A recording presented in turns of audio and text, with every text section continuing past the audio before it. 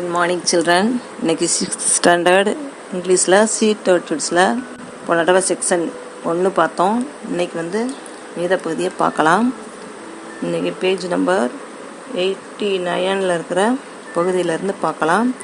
இப்போ ஃபஸ்ட்டு அரிபடாவில் இருக்கிற ஹார்ட்வேர்ட்ஸை பார்த்துடலாம். இதில் அசோர்னா கடற்கரை, அடுத்து பினாமினா ஒரு அதிசய சம்பவம், அடுத்து சைமல்டேனியஸ்லி ஒரே நேரத்தில், அடுத்து அரிபடா அப்படின்னா என்னான்னு பார்த்துடலாம். Arribada in most parts of the world olive ridleys come ashore alone to lay their X.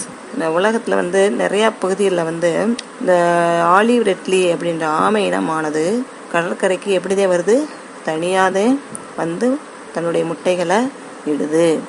However இருந்தாலும் Odisha is one of only 3 places in the world when a phenomenon known as mass nesting or aribada takes place. உலகத்தில் 3 இடங்களில் மட்டும் ஒரு வித்தியாசமான ஒரு நிகழ்வு நடக்குது.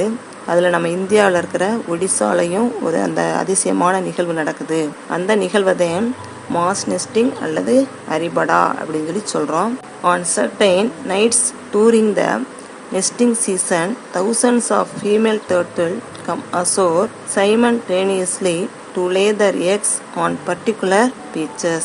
ஆனால் இந்த ஒடிசாவில் இருக்கிற பகுதியிலையும் அந்த மிச்சம் ஒரு 2 இடங்களில் மெக்சிகோ, கோஸ்டாரிக்கா அப்படின்ற அந்த இடங்களில் மட்டும் என்ன ஒரு அதிசயம் நடக்குது அப்படின்னா, தனியாக மற்ற கடல்லாம் முட்டையிடுற ஆலிவ் ரெட்லி ஆனது இந்த 3 இடங்கள்ல மட்டும் ஆயிரக்கணக்கான பெண் ரெட்லி ஆமைகள் என்ன செய்யுது, ஒரே நேரத்தில் முட்டையிடுது. இதுதான் ஒரு அதிசயம். அந்த நிகழ்வத்தை நான் சொல்கிறோம் அரிபடா. செக்ஷன் 2ல் இருக்கிற ஹார்ட்வேர்ட்ஸை பார்த்துடலாம்.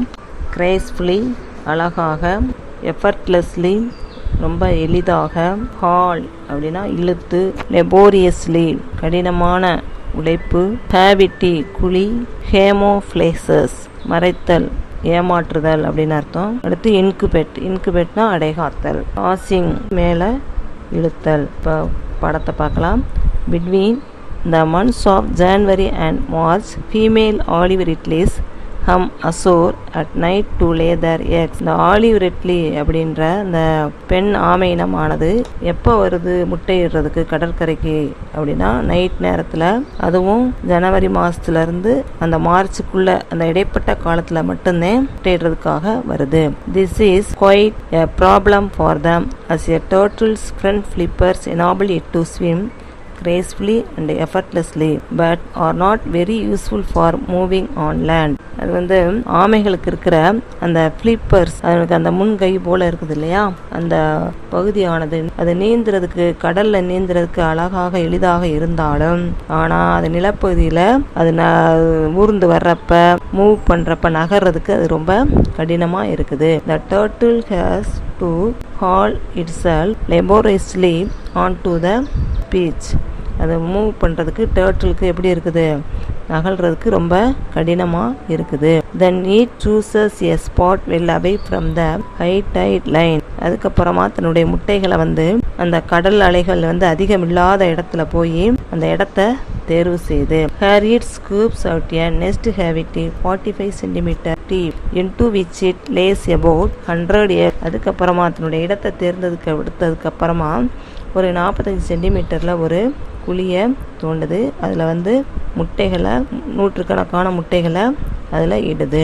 Each egg in the shape and a size of a table tennis ball. ஒவ்வொரு ஆலிவ் ரெட்லியினுடைய முட்டையானது எப்படி இருக்குது அப்படின்னா ஒரு டென்னிஸ் பால் அளவுக்கு இருக்குது. Once all the eggs are laid, the turtle fills the cavity. That it camouflages the nest by tossing sand on it using its flipper. அதுக்கப்புறமா அந்த முட்டையெல்லாம் இட்டு விட்டு அது மறுபடியும் அந்த குழியை என்ன செஞ்சிருது, ரொம்ப பாதுகாப்பாக அந்த முட்டைகளை வைக்கிறதுக்காக மணலை வச்சு தன்னுடைய இந்த ஃப்ளிப்பர்ஸால் மூடி விடுது. That done it returns to the sea. இந்த மாதிரி வேலைகள்லாம் செஞ்சு முடிச்சுட்டு அதுக்கப்புறம் அதனுடைய கடலுக்கு மறுபடியும் திரும்பிடுது. The eggs are left to incubate under the warmth of the sun. அதுக்கப்புறமா அந்த எக்குகள் அந்த சூரிய ஒளியினால் அந்த வெதுவெதுப்பான நிலையில் அடைகாக்கப்படுது. அடுத்த பேராகிராஃபில் இருக்கிற ஹார்ட் வேர்ட்ஸை பார்த்துடலாம். ஃபர்ஸ்ட் லைனில் ட்ராக்ஸ்னா வழித்தடம். ப்ரீடேட்டர்ஸ் அப்படின்னா கொன்று சாப்பிடக்கூடிய உயிரினங்களை ப்ரீடேட்டர்ஸ் அப்படி சொல்லுவோம். ஹேட்ச்லிங்ஸ்னால் குஞ்சு பொரிக்கிறது. ஸ்லாஸ்னா கட் பண்ணுறது. ஸ்னவுட்னா அந்த குஞ்சுகளினுடைய மூக்கில் இருக்கிற கூர்மையான பகுதி. எமர்ஜ்னா வெளியே வர்றது. சர்ஃபேஸ்னா மேற்பரப்பு.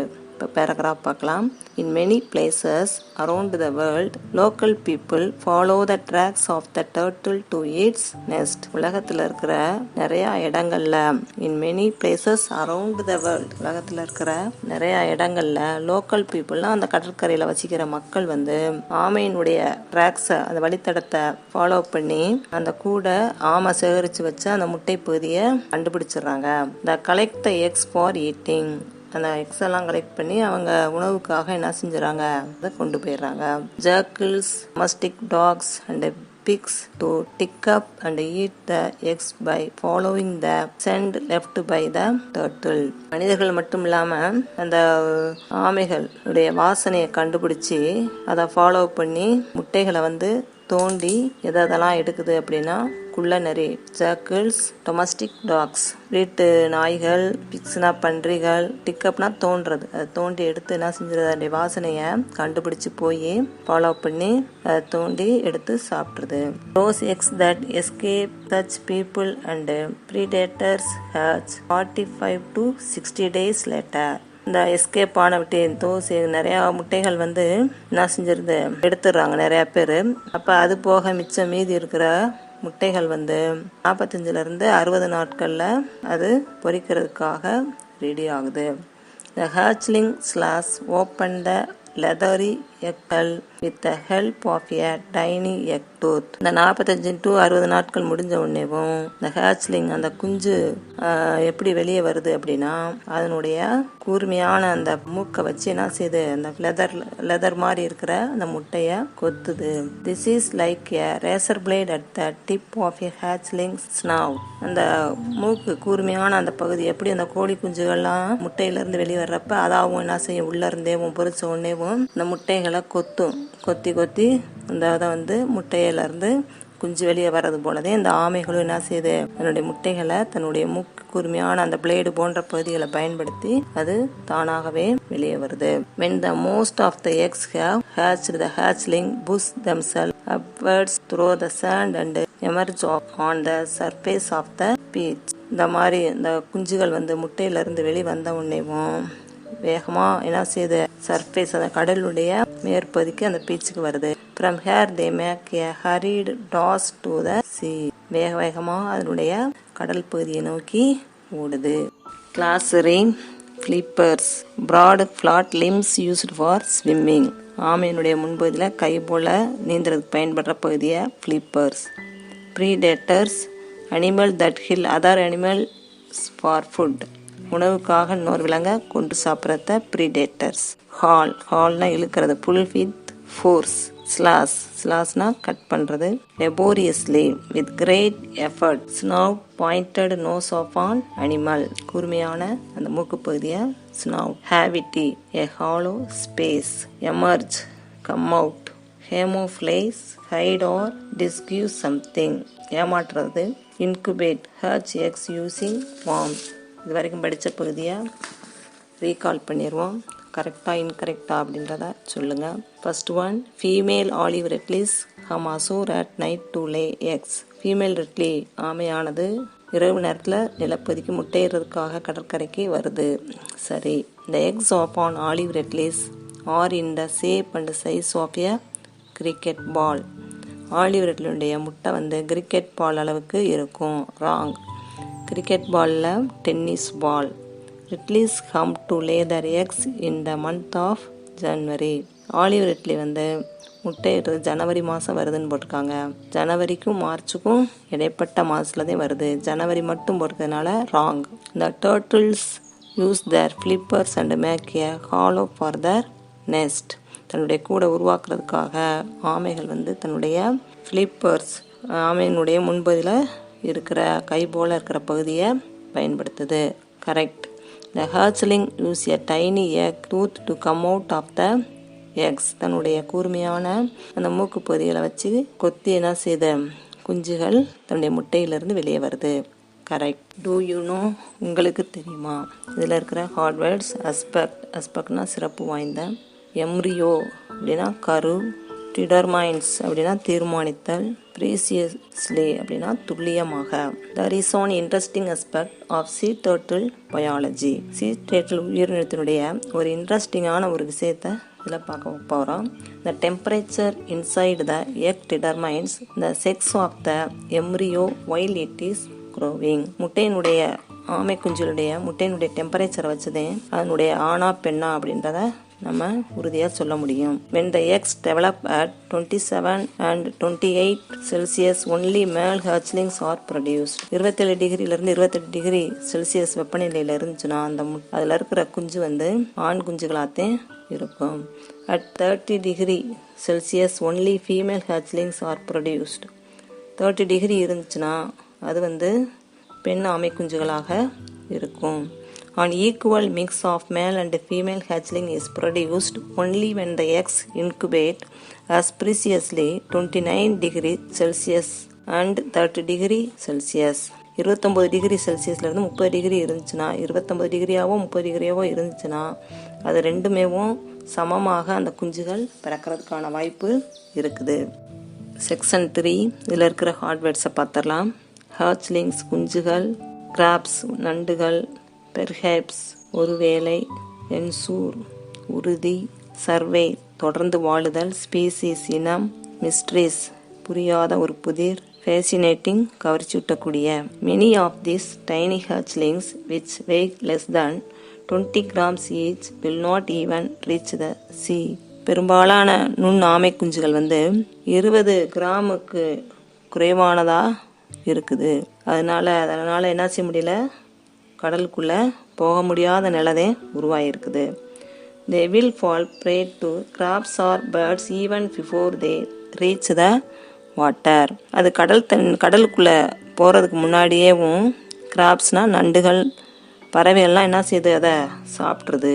Most of those that do make it into the water will also be eaten by many predators in the sea within the first few days of their lives. பிறந்து கொஞ்ச நாட்களுக்குள்ள இந்த ஆமை குஞ்சுகள் என்ன செஞ்சிருதுன்னா நிறைய கொடிய விலங்குகள் என்ன செஞ்சிருது, சாப்பிட்ருது.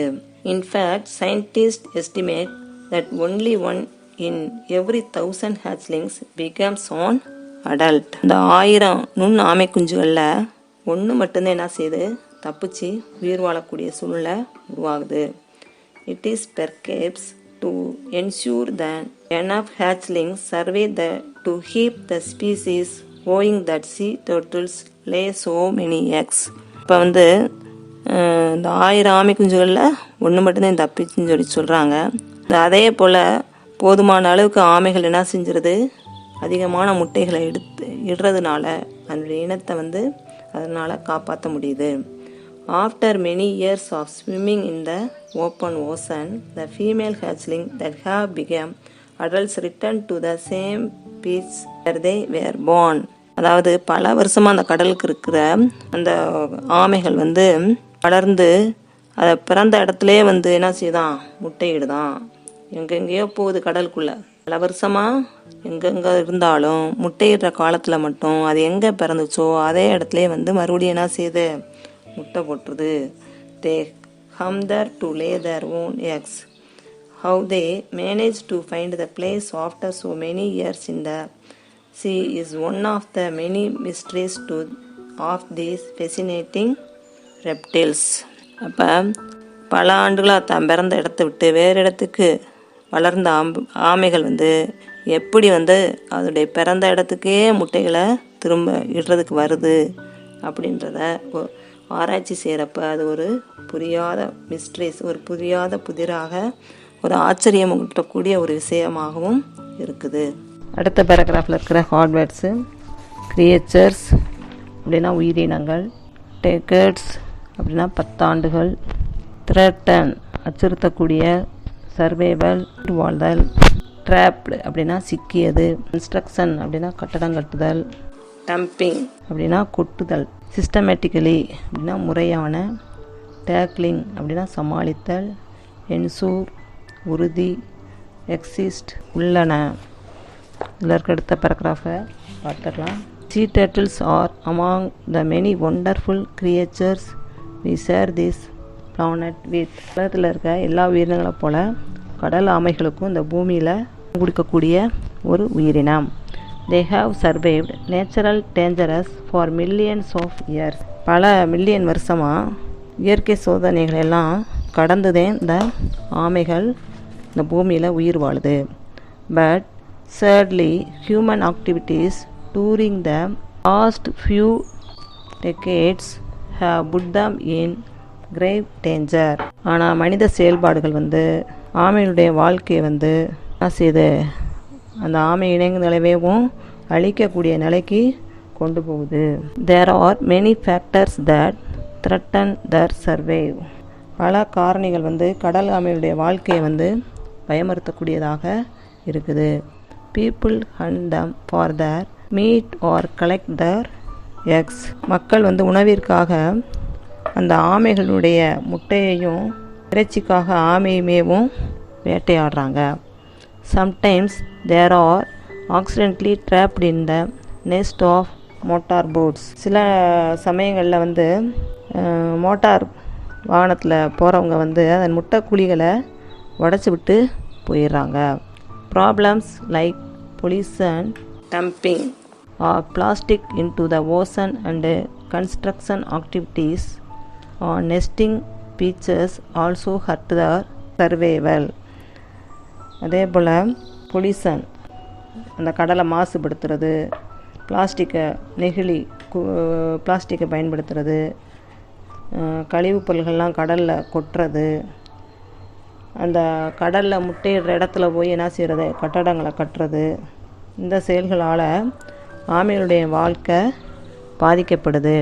Only by systematically tackling these problems and removing these threats can we ensure that sea turtle will continue to exist in the years to come.